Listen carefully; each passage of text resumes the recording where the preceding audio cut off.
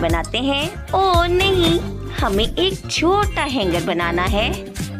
हम इसको बहुत खूबसूरत बनाएंगे और इसके ऊपर बहुत खूबसूरत बीड्स लगाएंगे, बिल्कुल ऐसे।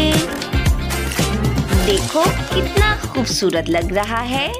ओह वाह, मुझे ये पसंद आया।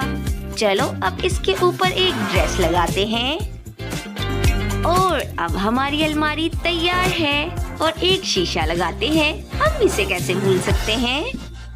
और अब मैं बहुत थक गई हूँ, चलो थोड़ा ड्रिंक पी लेती हूँ। ओह आइडिया, चलो ढक्कन से कुछ दिलचस्प बनाते हैं।